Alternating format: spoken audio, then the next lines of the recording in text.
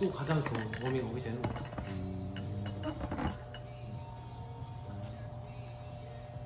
안정성을 생각했을 때는 그죠?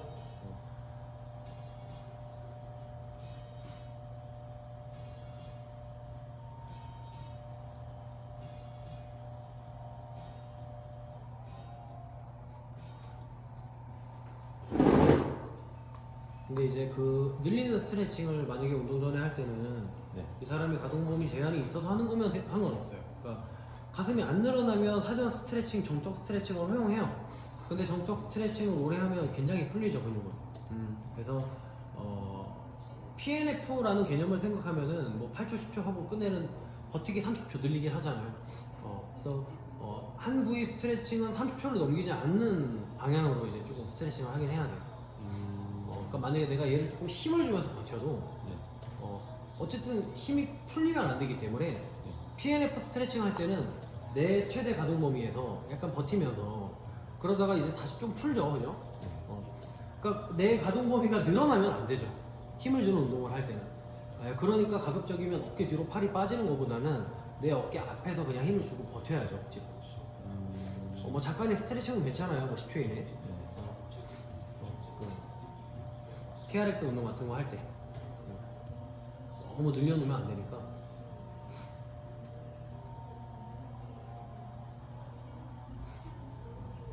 그래서 저는 뭐 가슴 운동 할 때 하기 전에 시티드로 같은 거 시키고요. 그죠? 오버헤드 이거 뭐야? 숄더 프레스 같은 거 하기 전에는 지금 뭐 어깨 운동이니까 이 반대 아래쪽 뭐 내가 팔을 올리면 내리는 근육 있죠, 광배 근육 같은 거. 아니면 승모근 아래쪽. 그래서 와이레이즈 운동이나 아니면 광배 운동 똑같이 뭐 랩풀다운 같은 거를 좀 사전 스트레칭 할 때 하죠. 근데 이제 기구로는 하진 않고 저는 뭐 밴드 같은 거 걸어서 해요. 밴드 걸고 이렇게 M자로 딱 만들어 광배 힘 버티기 이런 거 한다던가. 근데 할 때 꼭 날개뼈의 움직임만이 아니라 어깨 쪽에서의 이 제자리에서 돌아가는 느낌을 조금 강조하셔야 돼요. 가슴 운동은 날개뼈 움직이죠, 어느 정도. 근데 우리가 움직이는 날개뼈는요 실제로 제자리에 멈춰 있어야 되는 느낌이 맞아요. 회원이 느꼈을 때.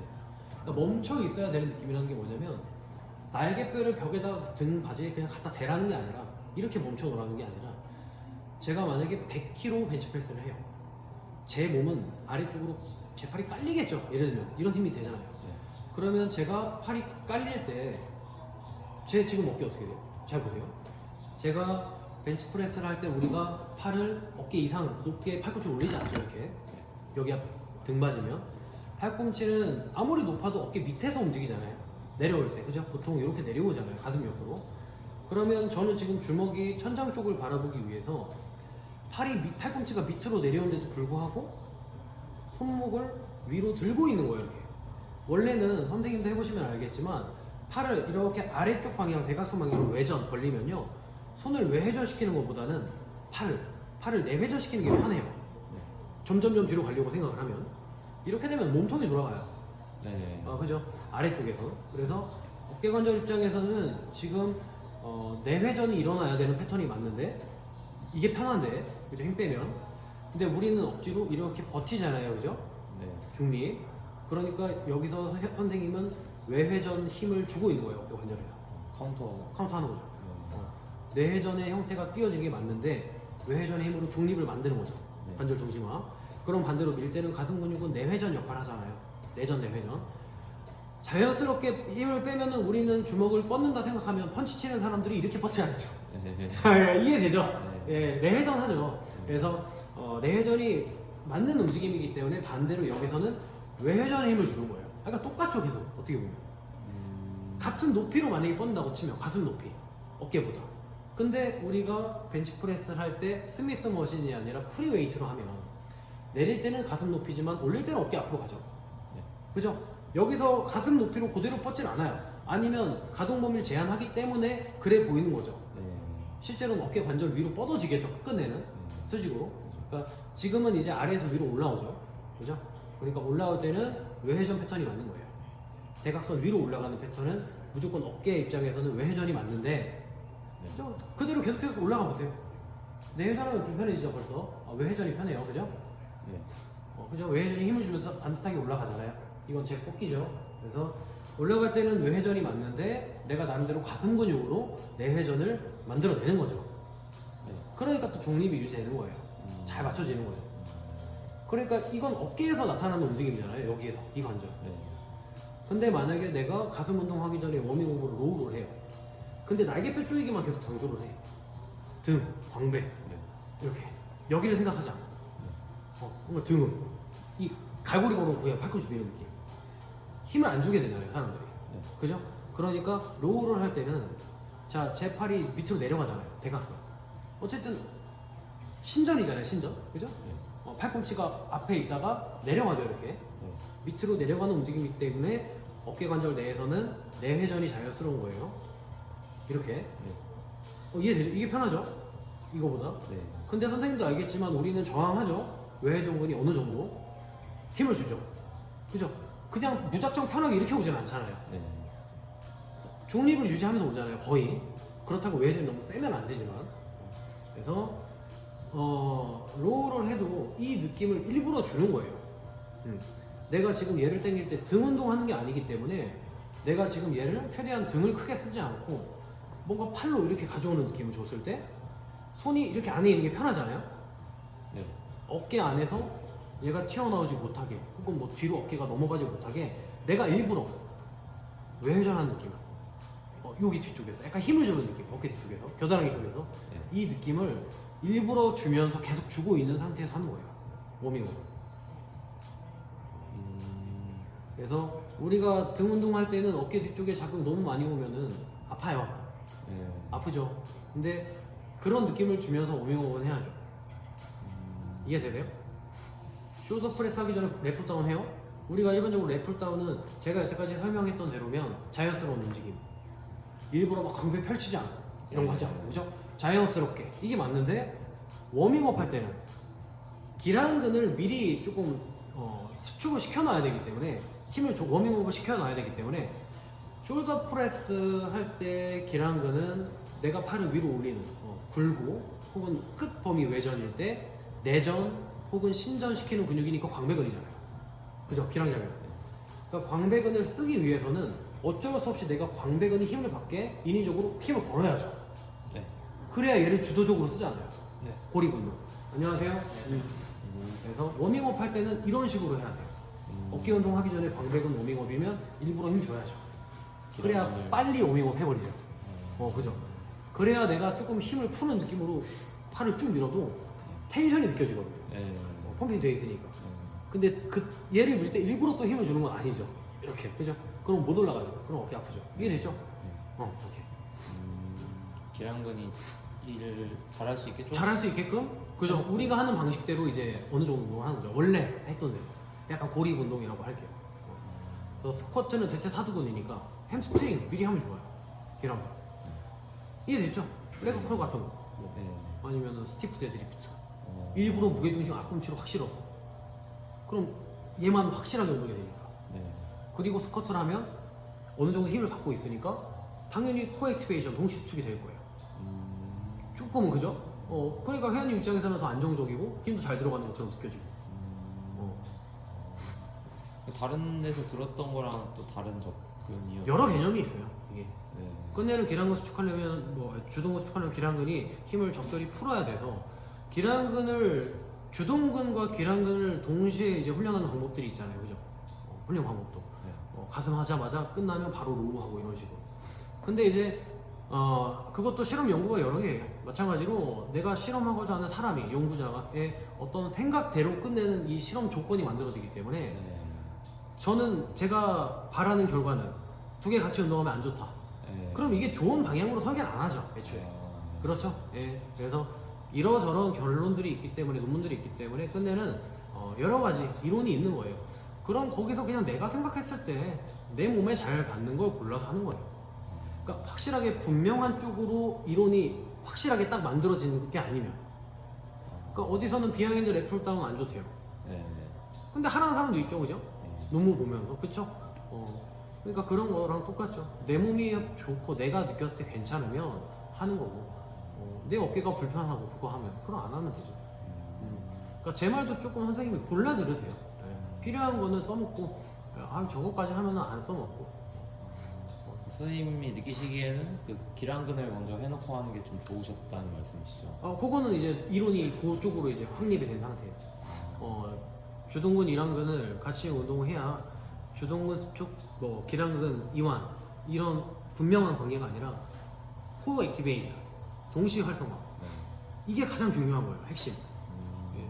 그 코어 액티베이션을 얼마나 잘 만들어내느냐가 엘리트 선수들의 운동 능력, 그 어떤 근육을 움직이는 능력, 를 평가하는 그거거든요. 지표. 그래서 주둔근 쪽에다가 정극을 달고 이 등속성 운동 기구에서 힘을 꽉 준 운동을 해서 펴요. 파워 측정할 때 이때 기량근에도 정극을 붙여요. 기량근이 얼마만큼 빠르게 또 활성화가 돼서 이 과도한 힘을 막아야죠, 얘가. 그죠? 무릎이 꺾이니까 얼마만큼 빠르게 동시축을 계속 만들어내는지, 예, 이런 걸 측정을 해요. 그러니까 동시 활성화가 잘 되는 사람들이 끝내는 운동 능력이 좋은 거예요. 예, 근육을 잘 활성화시키는 사람이고. 그러니까 이거는 이쪽이 맞는 거예요. 예, 그렇죠. 그러니까 내가 지금 가슴 운동 한다 그래서 어깨 뒤나 등이 지쳐 있다고 못하지는 않겠죠. 물론 에너지 소비 면에서는 지쳐 있지만 뭐 가슴이 지치진 않죠. 기량은 작용을 하더라도 크게는. 그래서 그런 의미로는 추천하죠. 이런 식으로 하는 거예요. 근데 말했지만 조금 내용이 달라요. 이 실험은 허벅지로 한 거잖아요. 끝내는 조금 느낌이 다르죠. 예, 가슴 등 이런 거랑은. 근데 이제 접목을 해서 생각했을 때는 그게 맞죠. 이론이.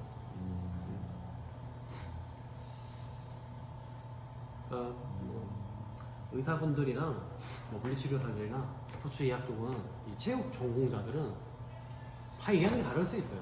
끝내는. 특히 좀 걸러야 되는 건 의사들이에요. 재활의학과 빼고.